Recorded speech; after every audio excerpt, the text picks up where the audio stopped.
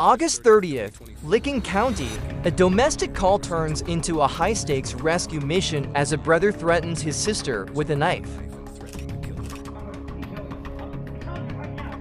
As officers surround the house, a new danger emerges. Smoke begins to fill the room, forcing the deputies to escalate their entry. As officers surrounded the home, the suspect had already ignited a blanket inside the house. In an instant, the situation... Listen to the tension, the suspect is cornered and the fire is spreading. The situation has reached a breaking point. After the shots were fired, the focus immediately shifts to rescue. In a smoke-filled room, every second counts for the hostage's survival. Get out of the room! Get out of the room! We're getting out of the house. He set my house on fire! I just start the fire department. House is on fire. He's shot. He's headshot. Come with me. Hey, come here. I need my... The physiological response to trauma is evident here. The victim fixates on small items, her cigarettes, her phone, as her brain struggles to process the near-death experience. We're gonna have the squad come and meet you. Okay? It's okay. We've been through a lot today, okay? I'm so sorry that you went through this, okay?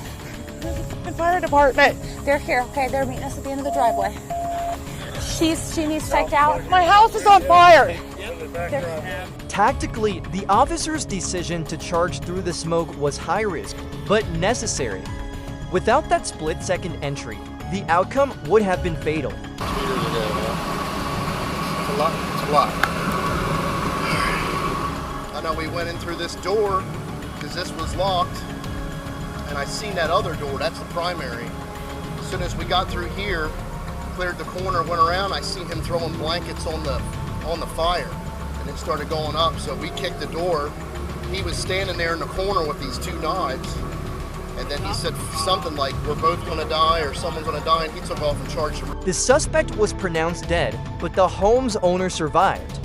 This case highlights the brutal reality of split-second decisions in modern policing. Ohio State Fire Marshal determined the blaze had been intentionally set. Investigators documented a lighter inside the home and extensive fire damage near the wood-burning stove. Officers pulled Douglas Plott from the burning room and carried him outside to medics. Despite immediate treatment, he was pronounced dead at the scene. Plott's sister, who was rescued just in time, survived with no life-threatening injuries. She was treated for smoke inhalation and minor injuries from the assault, and now faces the long process of recovering from the trauma of what happened that day. In her interview, she explained that Plott had her around the neck, leaving officers with only one shot they could take. As she put it, "I don't blame them. They didn't do that."